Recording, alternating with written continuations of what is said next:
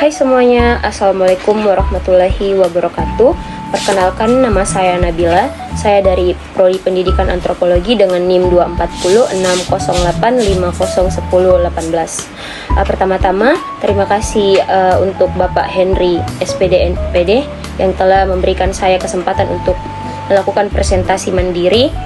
Baik, tanpa berlama-lama saya akan mempresentasikan materi dengan tema perbandingan efektivitas pembelajaran presentasi individu dan kelompok. Baik, dalam dunia pendidikan, presentasi adalah metode pembelajaran yang sering digunakan untuk melatih keterampilan komunikasi, berpikir kritis, dan memahami materi. Presentasi dapat dilakukan secara individu maupun kelompok. Jadi, setiap metode memiliki keunggulan dan kelemahan yang dapat mempengaruhi efektivitas pembelajaran. Adapun konsep belajar presentasi yaitu presentasi individu, di mana metode pembelajaran yang dilakukan oleh seseorang menyampaikan materi secara mandiri tanpa bantuan dari orang lain. Adapun keunggulan dari presentasi mandiri yaitu meningkatkan kemandirian dan tanggung jawab terhadap materi. Kedua, melatih kepercayaan diri dalam berbicara di depan umum. Ketiga, yaitu mengembangkan pemahaman pribadi yang lebih mendalam terhadap materi.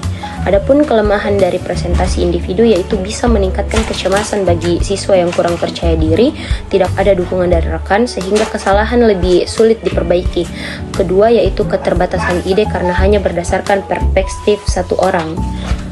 Yang kedua yaitu presentasi kelompok. Presentasi kelompok adalah metode pembelajaran di mana beberapa orang bekerja sama dalam menyusun dan menyampaikan materi. Adapun keunggulan dari belajar kelompok yaitu meningkatkan kerjasama dan keterampilan komunikasi antar anggota. Yang kedua, beban pekerjaan lebih ringan karena tugas dapat dibagi. Yaitu ketiga, memberikan rasa aman dan dukungan bagi anggota yang kurang percaya diri. Adapun kelemahan-kelemahannya yaitu kadang ada siswa yang tidak berkontribusi pada mata pelajaran atau free rider problem. Yang kedua yaitu tidak semua mahasiswa aktif dalam proses pembelajaran. Adapun faktor yang mempengaruhi efektivitas pembelajaran yaitu satu, tingkat kesiapan siswa terhadap materi. Kedua, kemampuan berbicara di depan umum. Dan ketiga, kemampuan bekerja sama dalam tim. Baik, adapun aspek pemahaman materi tentang presentasi individu dan presentasi kelompok. Pada presentasi individu, mendorong pemahaman yang lebih mendalam karena setiap individu harus menguasai materi secara mandiri.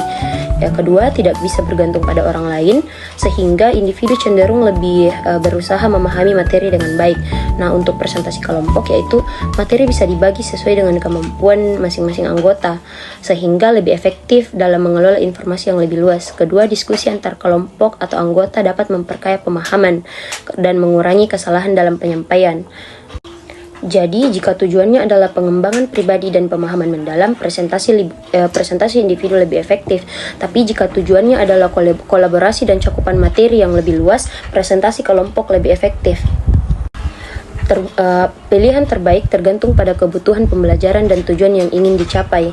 Jadi, kesimpulannya adalah baik presentasi individu maupun presentasi kelompok memiliki manfaat yang berbeda, yaitu satu, presentasi individu lebih efektif untuk meningkatkan kemandirian, percaya diri, dan evaluasi individu. Sedangkan presentasi kelompok yaitu lebih efektif dalam meningkatkan kerjasama, kreativitas, dan pemahaman yang lebih luas. Jadi pemilihan metode yang tepat tergantung pada tujuan pembelajaran mau seperti apa, baik seperti karakteristik siswa dan jenis materi yang akan dipresentasikan.